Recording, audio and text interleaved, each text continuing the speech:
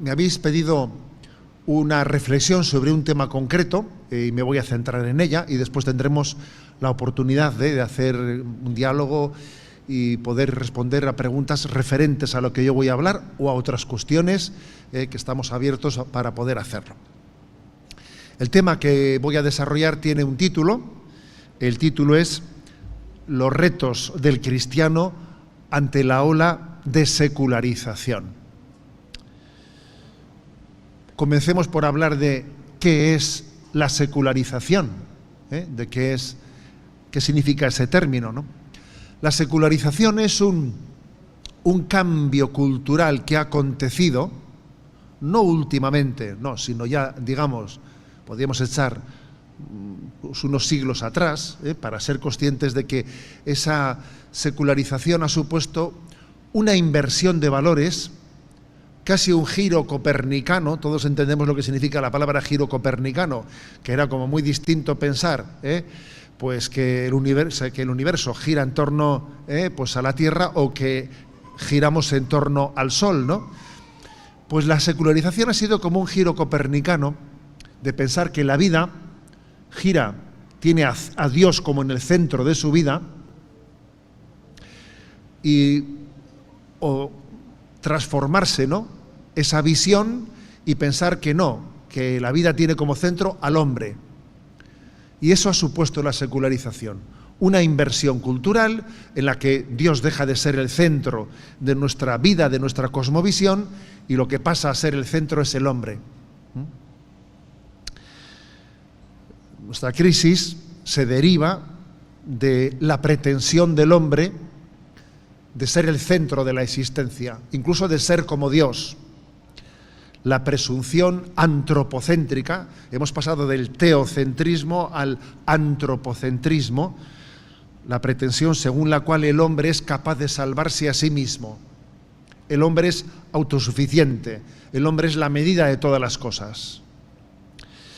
Pero lo cierto es que el antropocentrismo, esta pretensión de que el hombre sea el centro del todo, ha fracasado.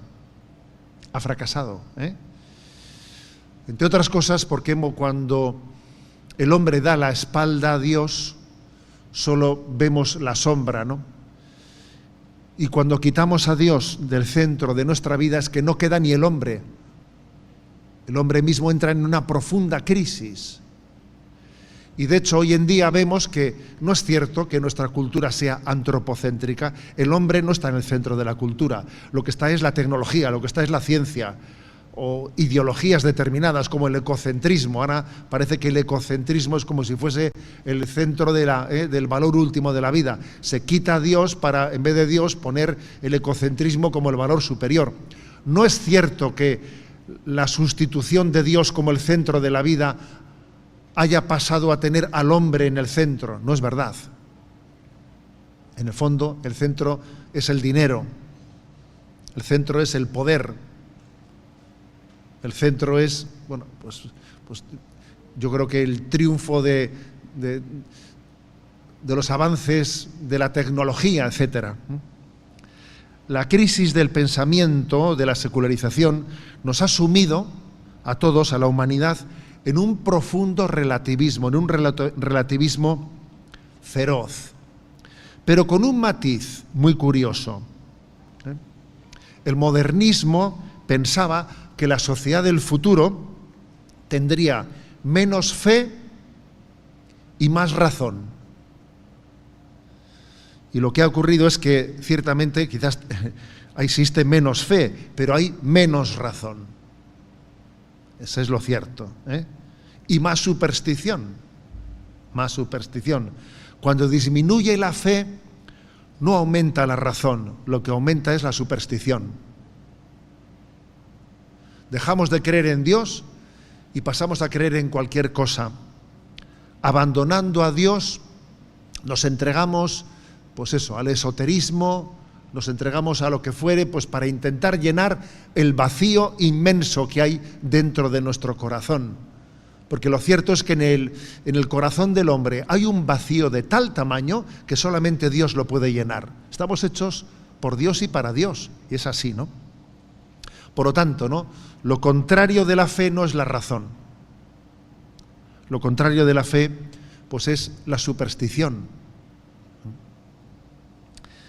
Un matiz importante. Yo he hablado de relativismo, pero quizás debiéramos de hablar de otra cosa, de dictadura del relativismo, porque el término relativismo se vendió como que cada uno haga lo que considere oportuno, ¿no? La libertad de conciencia, ¿no? Malentendida, pues en relativismo. Pero aquello no era verdad tampoco, ¿no? Aquello fue una mera estrategia para alcanzar el poder. Yo esto lo he visto muy claro, ¿eh? Benedicto XVI fue el que comenzó hablando de que el relativismo caracterizaba nuestra cultura, pero en pocos años pasamos a la dictadura del relativismo. Se invocaba el relativismo cuando todavía no se había alcanzado el poder.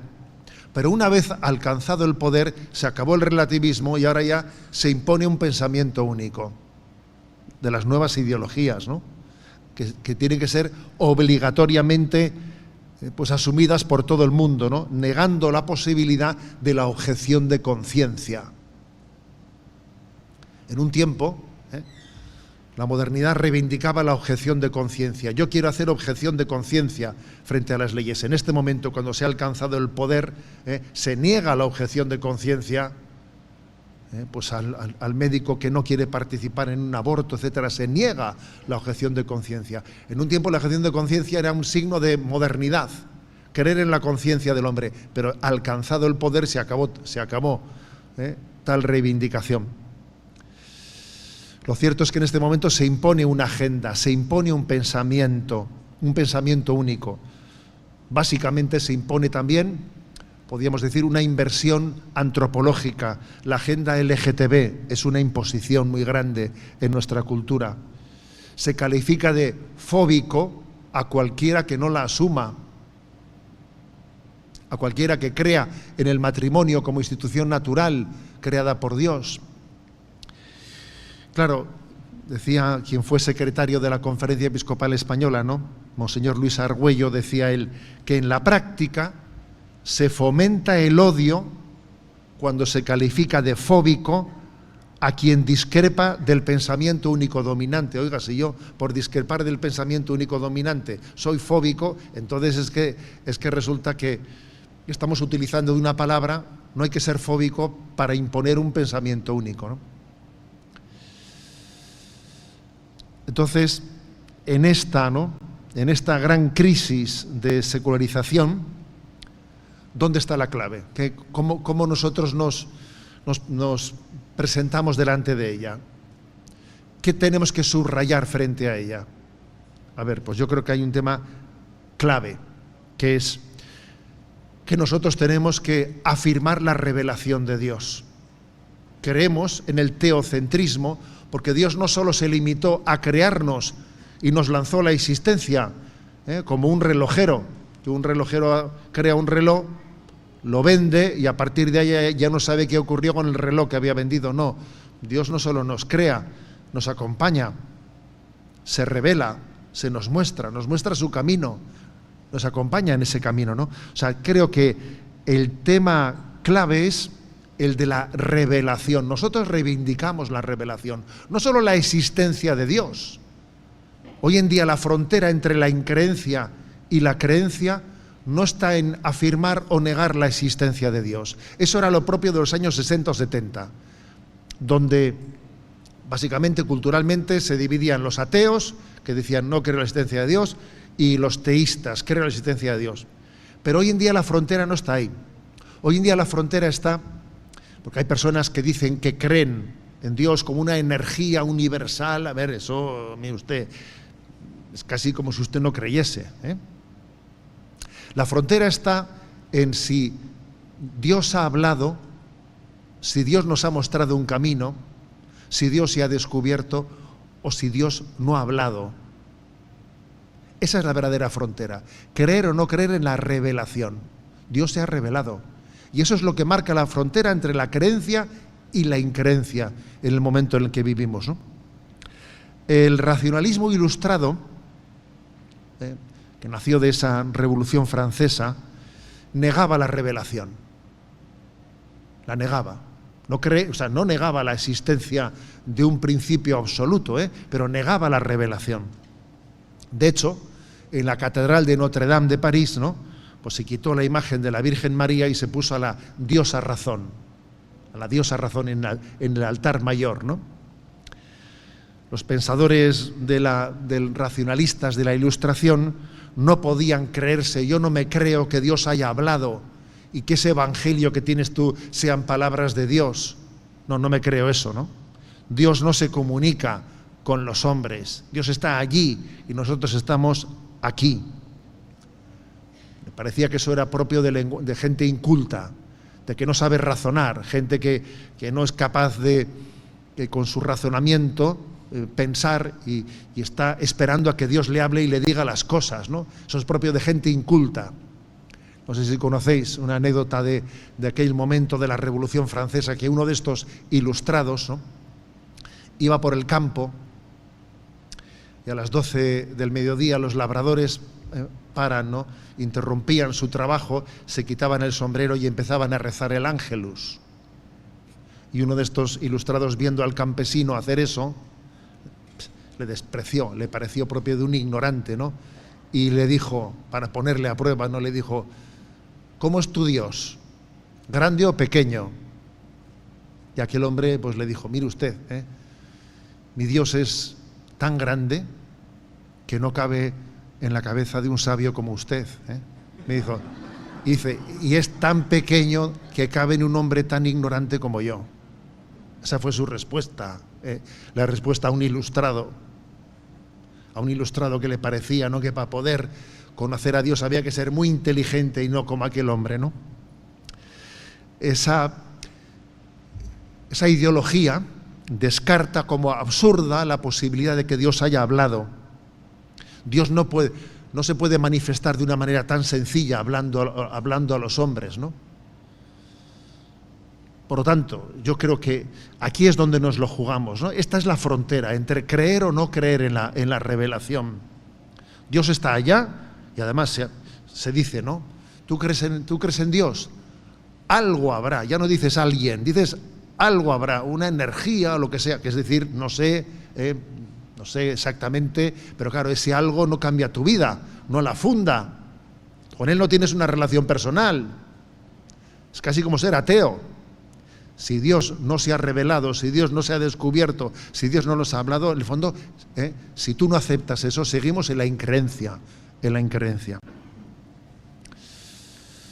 Ahora, vamos a criticar este pensamiento, bueno, porque este pensamiento racionalista, que alardea de tener un concepto muy puro y desarrollado de la divinidad, comete un tremendo error, ¿no?, que es impedirle a Dios ser Dios. ¿Tú vas a impedirle a Dios lo que tiene que hacer?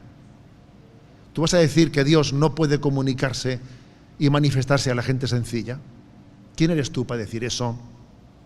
Se cae en la burda contradicción de supeditar la libertad de Dios a unos presupuestos ideológicos del racionalismo. ¿Pero tú quién eres tú para meter a Dios en tus conceptos racionalistas, no? No solo es una potestad divina comunicarse, revelarse, sino que además es perfectamente coherente con la imagen de Dios, que se nos ha revelado como el Dios amor. ¿Hay algo más comunicativo que el amor? El amor no soporta ver, cuando un padre ama, no soporta ver a sus hijos, ver cómo se pierden en la vida, sino que va en su búsqueda, ¿no? Se revela, les muestra el camino, ¿no?, para ir camino de salvación. El rechazo racionalista hacia la revelación es la resistencia del hombre al amor de Dios. Es la desconfianza hacia lo que Dios quiera decirnos. Es curioso, porque el hombre moderno dice, cuando pasan cosas, ¿no?, ¿dónde está Dios? ¿Por qué no habla Dios? Y luego te dice, no, Dios no habla. Vamos a ver. ¿Nos queremos aclarar un poco? ¿Nos queremos aclarar? ¿Te estás quejando de que Dios no hable? Y luego cuando decimos que sí ha hablado y aquí tienes tu palabra y acógela, no, Dios no habla. Entonces, ¿cómo te puedes quejar de una cosa y de su contraria? Soplar y sorber al mismo tiempo es que no se puede. Esta es nuestra contradicción, nuestra contradicción absoluta. El rechazo de la revelación esconde la sospecha de que Dios me va a robar mi autonomía. Claro, es que si yo acojo la revelación, entonces Dios me marca el camino. Yo no quiero que nadie me marque el camino. En el fondo estamos en el pecado original del Génesis. Claro, es que Dios quiere que os comportéis así y así. No, si tú comes de ese árbol serás como Dios, harás lo que te dé la gana. Tenemos la desconfianza hacia la revelación, por eso no queremos aceptarla. Pero nosotros pensamos que la libre decisión de Dios de revelarse es consecuencia de su amor, de un amor apasionado, que le lleva a implicarse en la historia, que Él toma la iniciativa. Y dice el Evangelio, ¿no? Juan 15, 16, no sois vosotros quienes me habéis elegido a mí, soy yo quien os he elegido a vosotros. Es una iniciativa de Dios. Por eso, fijaros, frente a este tiempo de secularización, reivindiquemos la revelación. Dios habla, echemos mano de la palabra de Dios, vamos. O sea, tengamos a la palabra de Dios en el centro de nuestra vida. Porque si Dios ha hablado, lo que no puede ser es que la Sagrada Escritura esté pues en la tercera banda de mi biblioteca allí metida. No, si Dios ha hablado tiene que ser el centro de mi vida. La revelación.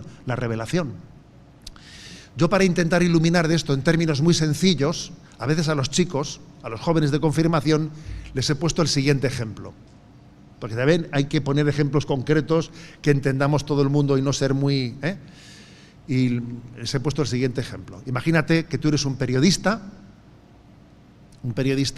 y que estás intentando pues hacer un reportaje sobre la vida de un personaje pues que es muy famoso, muy inalcanzable, que todo el mundo quiere conocer, pero que está rodeado y protegido de escoltas, etcétera, que no hay quien se acerque a él, ¿no? Y haces un reportaje pues desde la distancia, tienes unas cámaras unos teleobjetivos que sacan fotos casi desde 1 kilómetro de distancia y haces una suposición de cómo es su vida, pues sin mucha capacidad de poder decir si está siendo cierto o no lo que dices de él.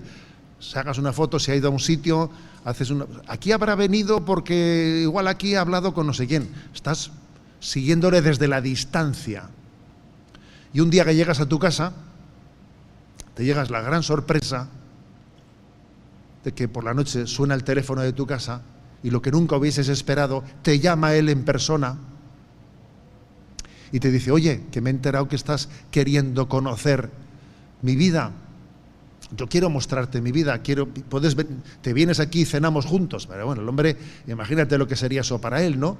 El conocerle a ese personaje, el compartir su vida, el que el otro le diga, te voy a mostrar mi álbum de fotos, te lo voy a mostrar todo. Es que, claro, la forma de conocimiento no tiene nada que ver de cómo le conocía antes o cómo le conocía ahora. Pues esa es la revelación.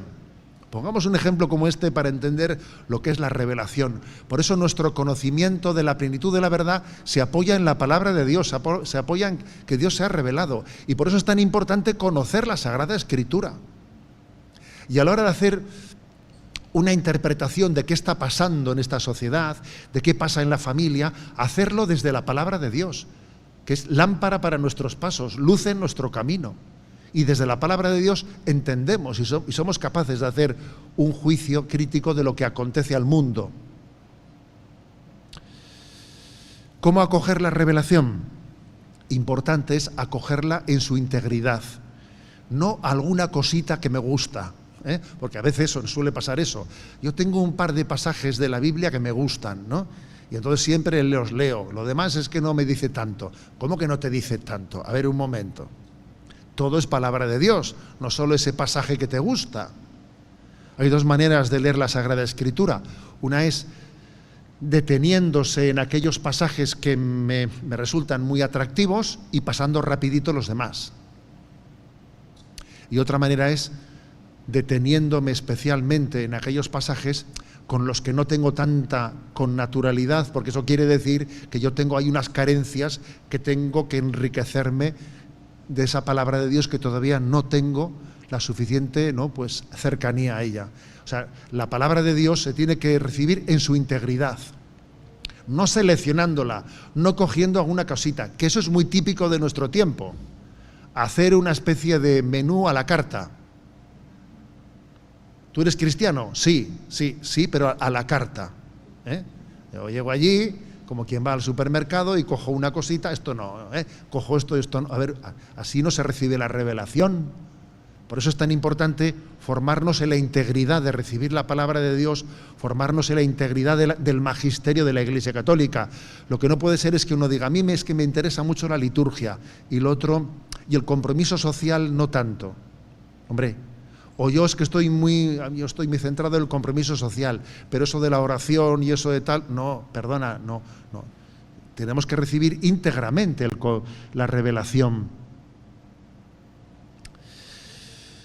Es obvio que también esa revelación tiene que ser iluminadora de nuestra experiencia. Yo cuando recibo la revelación veo cómo ilumina mi experiencia, ¿no?, mi experiencia de vida, pero también al mismo tiempo tenemos que formar bien los conceptos de la vida. Hay un magisterio, la revelación se traduce en un magisterio. El magisterio de la Iglesia Católica está tutelando esa revelación de Dios. Hay un depósito, ¿no? O sea, Dios ha puesto en manos de la Iglesia el depósito de la revelación, y el magisterio de la Iglesia cuida de esa revelación. Por eso es tan importante conocer el magisterio de la Iglesia Católica. Y entonces, por eso, algo que es clave y determinante, señores, catecismo de la Iglesia Católica. Nunca habíamos tenido un catecismo tan amplio. Nunca habíamos tenido un catecismo en el que el conjunto del magisterio está muy íntegramente recogido. Eso es, yo he escuchado a muchos obispos decir que ordenarían sacerdote, pues a un joven que fuese piadoso y generoso en la entrega a los demás, que conociese bien el catecismo de la Iglesia Católica. Sería suficiente formación. Si es piadoso y si es generoso y si es entregado y sacrificado y tiene ese nivel de formación, vamos, se le puede ordenar. Pues porque sí. Y además creo que, como hoy en día también la cultura media ha subido mucho, sin duda alguna, en este momento aquello fue promulgado como un catecismo mayor. Un catecismo mayor era algo que se le entregaba al obispo para que luego él hiciese catecismos menores, porque se entendía que pues la mayoría de la población no iba a tener la capacidad de leer ese catecismo mayor, y había un poco que bajarlo de nivel en el contenido. Pero hoy en día las cosas, gracias a Dios, con el auge de la cultura media, ese catecismo mayor puede ser directamente el catecismo de muchas personas, y por eso en Radio María lo hemos difundido así, sin más, el catecismo mayor en directo, ¿no? Tenemos que acoger, yo creo que para formarnos, ¿no?, para crecer en la fe, hay 4 niveles que tenemos que completar los 4. El primero, creer íntegramente el mensaje revelado y predicado por la Iglesia. Segundo, acogerlo con una coherencia de vida. No vale solo con creer y formarse, acogerlo con una coherencia de vida. Tercero, compartirlo, ser testigos apóstoles. Y cuarto, rebatir los errores contrarios, que también esto hay que decirlo, aunque no esté de moda. Hacer una apología en la que uno también rebata los errores contrarios, porque si no llegamos al cuarto punto estamos cojos. Si yo me limito a creer en la revelación, pero al lado mío hay también que dice lo contrario a esto, y si parece que caben las dos cosas, entonces, hay que tener capacidad de rebatir los errores. Son esos 4 niveles, creer íntegramente el mensaje revelado, acogerlo con una coherencia de vida, que mi vida sea coherente con ello, ser apóstol, difundirlo, transmitirlo, y en cuarto lugar, rebatir los errores contrarios. Bien, y para no quedarme en la teoría, lo que he pensado es que en esta segunda parte de la reflexión que ahora voy a desarrollar, se suele decir no, lo cual se demuestra con un ejemplo. Y ahora voy a poner el ejemplo, ¿de acuerdo? Voy a poner el ejemplo de lo de rebatir los errores contrarios. El Papa Francisco, en esa exhortación apostólica que publicó en el año 2018 con el título Gaudete et Exsultate, que era pues una exhortación abordando el tema de la santidad, llamándonos a la santidad en el mundo actual, muy interesante, ¿no? Muy interesante, y ha sido bastante desconocida, por desgracia. En el capítulo 2 hizo una descripción de dos sutiles enemigos o errores que están muy extendidos. Los describió y abordó el cómo rebatirlos. Entonces me parece que merecería la pena que esta exposición que he dicho sobre la importancia de la revelación y la importancia también de que la recibamos íntegramente y que rebatamos los errores contrarios, también seamos capaces de concretar, errores de nuestro tiempo, ¿de acuerdo? El Papa dice, principalmente hay dos errores en nuestro tiempo, que tienen, dice él, que son errores, viejos errores en la historia de la Iglesia, pero que tienen mucha actualidad en el momento actual. Voy a decir una cosa, que hoy en día ser hereje y original es muy difícil, porque en la historia de la Iglesia ya ha habido tantas herejías y tantos errores que la originalidad es muy difícil. Las nuevas herejías no son sino repeticiones, reencarnaciones de las viejas herejías de otros tiempos. Los errores se repiten en situaciones distintas, pero básicamente estamos en lo de siempre. El Papa habló de dos errores: el pelagianismo y el gnosticismo. Y fijaros que son dos errores que los habló en una exhortación dirigida a todos los fieles del mundo. Es verdad que 3 semanas antes se publicó por parte de la Congregación de la Doctrina de la Fe un documento que se llamaba Placuit Deo, que en un nivel más teológico se hablaba de estos dos errores, pero ya para teólogos, digamos, en un nivel teológico. Pero el Papa dijo, bueno, ustedes díganlo para los teólogos en su nivel, pero yo lo voy a decir en la exhortación a todo el mundo. Y fue muy hermoso ver cómo 3 semanas antes se publicó el documento para los teólogos, pero luego después, 3 semanas después, en el capítulo 2 de esa exhortación de la santidad, el Papa se lo dijo a todo el mundo. Aquí hay dos grandes errores que han invadido el mundo después de esta secularización: el pelagianismo y el gnosticismo. Voy a ellos, ¿de acuerdo? Voy a ellos. El pelagianismo, ¿de dónde viene? El pelagianismo coge el nombre de un monje del siglo, a caballo entre el siglo IV y V, nacido en la actual Gran Bretaña, un monje que se llamaba Pelagio. Era un monje que se caracterizaba por tener un porte físico muy fuerte, psicológicamente un hombre muy seguro de sí mismo, muy capaz, con muchas cualidades humanas, un Superman, vamos, ¿no? Su seguridad, esa seguridad que tenía en sí mismo, se convirtió en una puerta de tentación. Porque uno dice, padre, a mí la puerta de mi tentación es mi pereza, o soy muy perezoso. Sí, también la fuerza de voluntad puede ser una puerta de tentación, dependiendo. Hay muchas puertas de tentación, ¿no? Ese derroche de fuerza de voluntad que él tenía le llevó a decir que la gracia de Dios no es necesaria para hacer el bien. Y ya está, que lo que tenemos que hacer es hacer el bien. ¿Qué es eso de estarle diciendo a Dios, ayúdame, Señor, a superar esta debilidad, este vicio mío? ¿Qué estás pidiéndole a Dios? Hazlo, eso está en tu mano. No le pidas a Dios lo que tú tienes capacidad de hacer. Eres un vago. Eres un vago. Entonces, él incluso dice, ¿qué es eso del pecado original? Claro, como tuve un pecado original, ahora por ese pecado original tengo debilidad y no soy capaz de hacer el bien. Él niega el pecado original. No es verdad que exista el pecado original de esa manera. Él dice, el hombre tiene capacidad de hacer el bien y si no la hace es porque no le da la gana. Esa fue la herejía pelagiana. Por cierto, hoy en día se habla mucho de pecado original. Casi ha desaparecido eso, fíjate. porque también esta herejía pelagiana tiene su presencia en nuestros días, ¿no? ¿Qué es lo que viene a decir Pelagio? Querer es poder. Ojo, a esa expresión, que la hemos podido decir nosotros también en un sentido no herético, pero ojo con la expresión querer es poder, porque a fuerza de reafirmar la fuerza de voluntad y la libertad supuestamente omnímoda, se olvida la existencia del pecado original, se olvida de que no somos nada sin la gracia de Dios. A ver, no somos nada sin la gracia de Dios.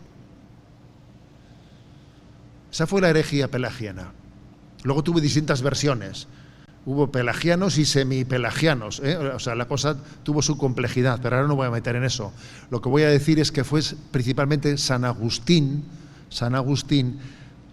el gran predicador antipelagiano. Fue el hombre elegido por Dios para afrontar esa herejía, porque San Agustín creía en la gracia de Dios. Él sabía cómo había sido su vida.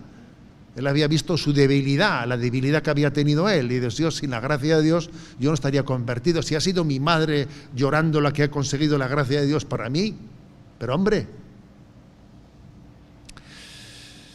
Entonces dice San Agustín a Pelagio: habéis reducido a Jesucristo a un ejemplo de vida, siendo así que Jesucristo no solo es un ejemplo de vida, sino que es la fuente de gracia que necesito para poder seguir sus pasos. Vaya frase. Jesús no solo es un buen ejemplo, no, Jesús es la gracia que necesito para obrar el bien. Sin su gracia yo no soy nada. Él no solo me da un ejemplo. Yo con un buen ejemplo, ¿qué hago? Pues con un buen ejemplo, si no tengo la gracia para seguirlo. Es decir, no somos nada sin la gracia de Dios, somos mendigos de la gracia de Dios, y de eso nos hemos olvidado. Y estamos en un neopelagianismo, porque el hombre ha olvidado que necesita de la gracia de Dios, ¿no? Traducido en nuestros días, porque alguno dice: bueno, eso pasó hace muchos siglos. Sí, un momento. Traducido en nuestros días. Hoy en día existe una, dice el Papa, ¿no?, voluntad sin humildad, de quien pretende organizar la vida ignorando que tenemos fragilidades y que convivimos con heridas.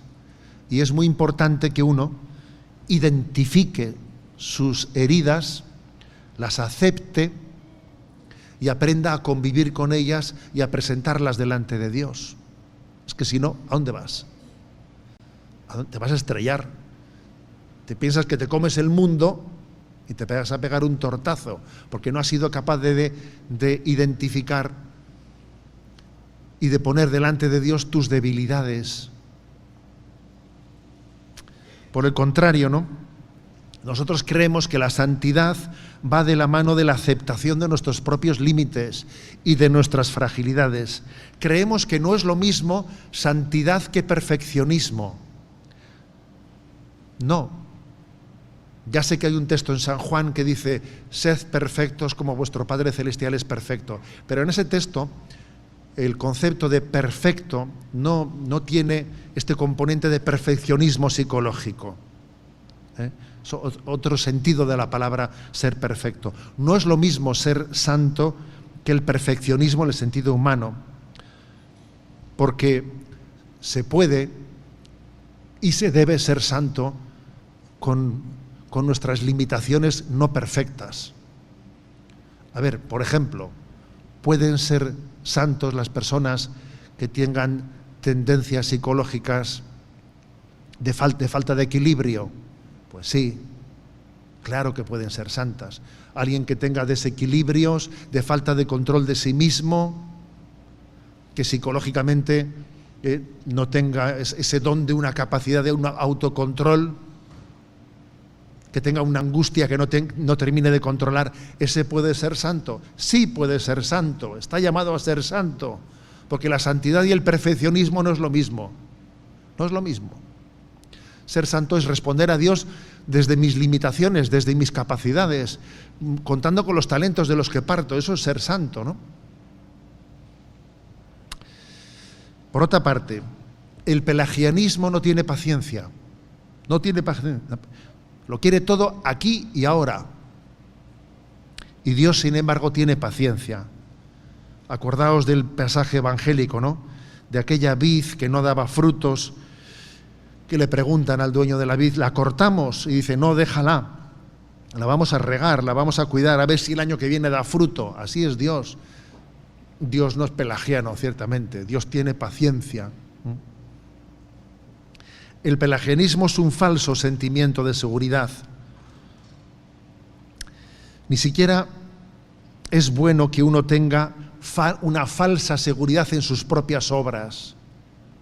¿Cuántas veces hemos dicho, yo soy una buena persona, yo ni mato ni robo? Digo, madre mía, esa frase la tengo yo, esa frase la tengo yo pues marcada, porque es que es una frase que me echa para atrás. Es un falso pelagianismo. Yo soy buena persona, yo ni mato ni robo. Digo, madre mía, tienes una falsa confianza en tus obras. Como empieces un poco a expurgar, ¿sabes? Tu tranquilidad de conciencia, en el fondo, es un signo de mala memoria, hijo. A ver, tú no es que tengas una conciencia en paz, lo que tienes es mala memoria, lo que tú no te has hecho, no te has puesto en la presencia de Dios, ¿no? El pelagianismo es un falso sentimiento de seguridad, ¿no? Nosotros no pretendemos, sí, Dios nos llama a presentarnos ante Dios acompañados de buenas obras, pero no apoyados en nuestras buenas obras. Dios quiere que nos presentemos en su presencia con buenas obras, pero no apoyados en las buenas obras, sino apoyados en la misericordia de Dios. Decía Santa Teresita de Lisieux, con mucha gracia, decía, yo cuando me presente delante de Dios, no quiero tener los brazos llenos de buenas obras, porque si estoy con todas mis buenas obras sujetándolas en mis brazos y estoy delante de Jesús, no le voy a poder dar un abrazo. Dice, casi prefiero tener los brazos vacíos, ¿no? Y así le puedo abrazar a Jesús. Es una imagen, es un pasaje de Santa Teresita impresionante, como diciendo, a ver si tú te apoyas en tus buenas obras, te crees seguro en ellas y entonces te haces incapaz de darle un abrazo a Jesús, porque te estás apoyando no en la misericordia de Dios, sino en tu falsa seguridad.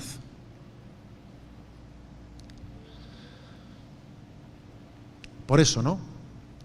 Porque existe también, digamos, una tendencia que el pelagianismo hoy en día también se hace presente.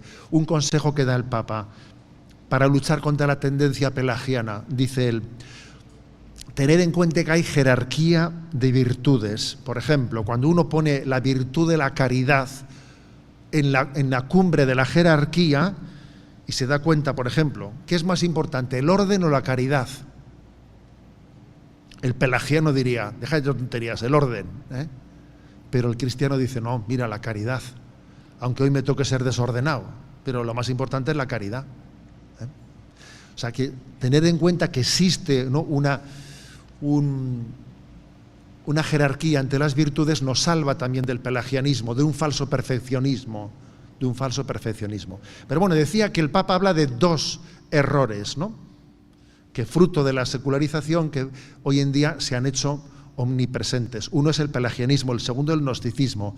Si el pelagianismo era una herejía, es que pone la fuerza de voluntad como la clave de la santidad. El gnosticismo pone el acento en la inteligencia. El pelagianismo viene a decir, ser santo es tener voluntad fuerte. Y los gnósticos dicen, ser santo es ser muy sabio, conocedor de los misterios de Dios, ¿no? Fue también una doctrina incluso anterior al pelagianismo, fue anterior el gnosticismo antes que el pelagianismo. Esto es importante saberlo. Ya había gnosticismo en el primer siglo, y no digamos nada del segundo, antes que el pelagianismo, que es del siglo IV y V. Entonces es una doctrina que de alguna manera es de tipo ocultista, esotérico, que se desarrolla en aquel tiempo, que prometía a sus seguidores conseguir un conocimiento de los misterios escondidos. O sea, ser conocedores de las cosas divinas que los ignorantes no son capaces de conocerlas. Un club de selectos, para entendernos, Un club de selectos, tú vas a ser capaz de conocer que la gente no es capaz de conocer, ¿no? Es como una especie de promesa de formar parte de un grupo de elegidos que tienen acceso a un grado de conocimiento superior, que el vulgo, el pueblo llano, no es capaz de conocerlos, ¿no? La Iglesia respondió con contundencia contra esta herejía y dijo que lo que nos salva, lo que nos santifica, no es tener muchos conocimientos, sino amar y convertirnos, ¿no? Que es el amor el que nos lleva a la santidad, no el tener una cultura muy desarrollada, muy vasta. Por ejemplo, existe también ese riesgo por lo que a la teología se refiere, ¿eh? Existe ese riesgo, ¿eh? De hecho, vamos a decir una cosa, que ser teólogo y ser santo fue una misma cosa hasta el siglo XII o por ahí. Fue a partir del siglo XII, cuando ya comenzaron los nominalismos y tal, que ya se podía empezar a ser teólogo sin ser santo para nada, ¿no? O sea, se hizo pues, una disgregación de lo que en sí debería de estar unido, que es que si yo conozco a Dios tengo que amarle, ¿no? Pero es que hoy en día, claro que existe ese gnosticismo. Uno que tiene mucha cultura, tiene la cabeza muy caliente, pero el corazón muy frío. Entonces, ¿eso para qué te sirve? Cuando San Juan Pablo II fue a España a hacer aquella primera visita en el año 82, que fue impresionante, ¿no? Y cuando fue a Salamanca, la cuna de los teólogos en España, allí en Salamanca, habló de la teología arrodillada. Dijo, oiga, si la teología no es arrodillada, no sirve para nada. Si la teología no me lleva a arrodillarme, si yo por creer que soy teólogo, parece que yo ya no tengo necesidad de rezar el rosario, que eso es para el vulgo, ¿no? O yo no me voy a poner de rodillas delante de la Eucaristía como si fuese un niño. ¿Cómo que no? Precisamente porque eres teólogo, ¿no? Porque también existe el riesgo de que uno coja una falsa seguridad en sus conocimientos y le haga soberbio.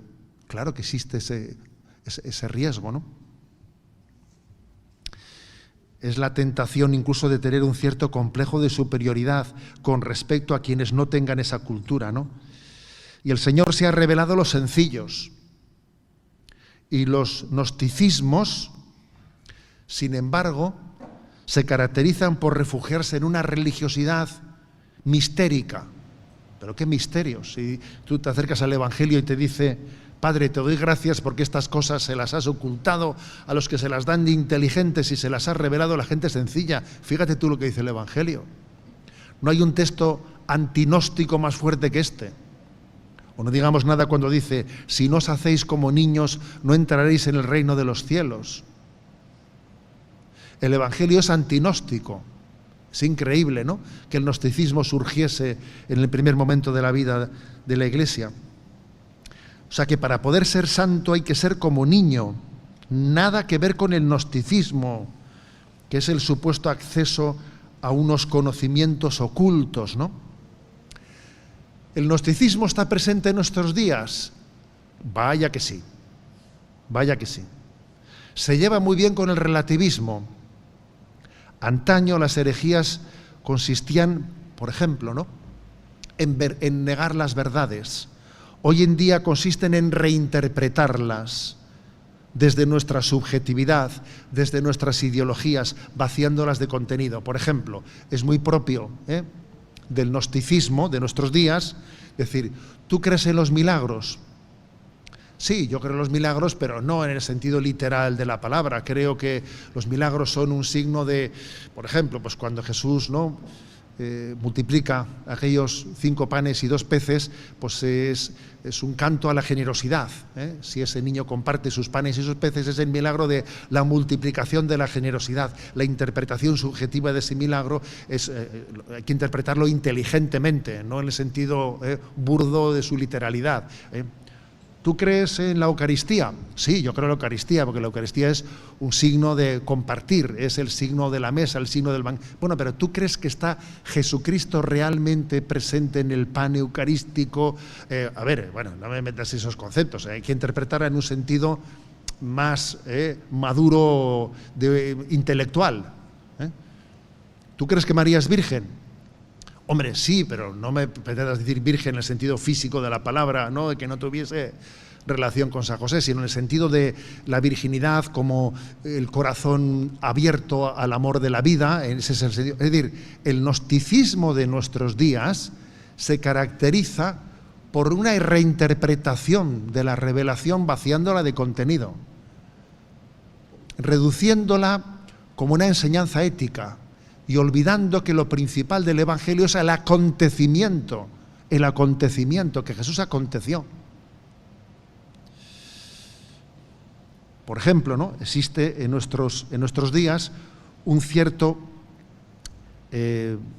evangelismo desencarnado que dice, no, Jesús no ha venido a enseñarnos una doctrina, ha venido a enseñarnos un estilo de vida. Hombre, no sé por qué contrapones una cosa con la otra. ¿Por qué contrapones ambas cosas? Es que un estilo de vida nuevo, que es cierto que Jesús quiere darnos, no necesita también una verdad en la que se funde. ¿Por qué decir no a la doctrina? ¿Por qué hacer antipática la palabra doctrina? ¿Por qué? ¿Quién nos ha metido ese gol? ¿Quién nos ha metido el gol de que la palabra doctrina sea antipática y que reduzcamos el Evangelio a unas enseñanzas sapienciales de interpretación subjetiva de cada uno? Existe, sin duda alguna, el gnosticismo en nuestros días. Y toda la nueva era que estamos viviendo es un signo de gnosticismo. Toda la nueva era. Toda esa nueva era en la que se confunde ayuno con dieta, o se confunde oración con relajación. A ver, todo esto está también dentro de ese gnosticismo. Está dentro de ese gnosticismo. Estamos en un tiempo en el que yo creo que hemos pasado del Cristo sí, Iglesia no, a espiritualidad sí, religión no. Porque la religión es una revelación, un camino de revelación, mientras que la espiritualidad soy yo el que busco. Pero la religión es Dios quien ha venido a buscarte. Es el otro el que llamó al periodista y le dijo, ven aquí que quiero hablar contigo. La iniciativa es suya. Pero la espiritualidad soy yo el que busco. Entonces, sustituimos la religión por la espiritualidad, pero es dejar de ser una visión teocéntrica a ser una visión antropocéntrica en la que tú eres el centro. Es tu nirvana, tu estado interior. Recuerdo haber escuchado en una ocasión, ¿no?, una descripción que es la siguiente, a ver cómo lo veis. Decían, ¿no? Las religiones son el vaso, la espiritualidad es el agua. No importa con qué vaso bebas el agua, tú coge el vaso que quieras. Incluso hasta también se puede beber agua sin vaso, se bebe así, al morro, como se dice, ¿no? Bebes el agua, puedes ir con un vaso, con otro vaso, con otro vaso. Lo importante no es qué vaso utilices, ¿no? O igual ninguno. El caso es que bebas el agua. Lo importante es la espiritualidad, no el vaso. Esa descripción es nueva era completamente, es gnosticismo completamente. Porque Jesús no solo es la espiritualidad, Jesús es el camino para llegar al Padre. Si al camino le quieres llamar vaso, llámale vaso, es el camino. Jesús es el camino, la verdad y la vida. Luego, la religión cristiana no es un constructo del hombre, sino que es una revelación del Padre. No es un constructo nuestro. Jesús es el vaso y el agua, vamos a ser claros. Jesús es el vaso y Jesús es el agua. Pero el gnosticismo de nuestro tiempo hace esa distinción. Lo importante es el agua, no el vaso. Y además se puede beber agua sin vaso también, En el fondo es cambiar la religión por la espiritualidad, entendida la espiritualidad como una búsqueda de trascendencia del hombre. Pero en el fondo volvemos al punto primero de esta charla. Estamos negando la revelación. Pero Dios nos ha revelado, Dios nos ha descubierto, no te ha manifestado el camino. Ahora, ¿cómo empiezas tú a retroceder 2000 años en la historia y a buscar a Dios como si Él no hubiese hablado? Es como si volviésemos al hombre de Cromañón, hombre. O sea, estamos de repente retrocediendo en la historia como si Dios nos hubiese revelado. En resumen, revelación, revelación y revelación. Con V, no con B, ¿eh? Obviamente. Creemos en que Dios se descubre, que Dios nos habla, Dios nos ama, Dios nos ama, ¿eh? Y tenemos que ser enamorados de la revelación, con la capacidad también desde ella de ser capaz de desenmascarar pues, los errores de nuestro tiempo, como el Papa hace, ¿no? En Gaudete et Exsultate, como el pelagianismo, súper presente en nuestro tiempo, porque no creemos en la gracia de Dios, o como el gnosticismo, súper presente en nuestro tiempo, porque seguimos pensando que cada uno tiene que estar buscando desde sus métodos, pues no sé qué tipo de sensaciones interiores que le relajen y que le lleguen a la unión con no sé qué cosmos. Porque no se ha enterado de que Dios vino en Jesucristo, que Jesús es el revelador del Padre y que Jesús te está hablando al corazón y te está invitando a la conversión para acoger su palabra, ¿no? Por lo tanto, ¿no? Os invito a todos, queridos oyentes de Radio María, que escucháis esta charla quizás desde otros momentos, a los que estáis aquí en la sala, ¿no? A los que seguís esta charla por YouTube, os invito a todos a formarnos en la religión, en la revelación, a formarnos en ella. ¿Y cómo se hace eso?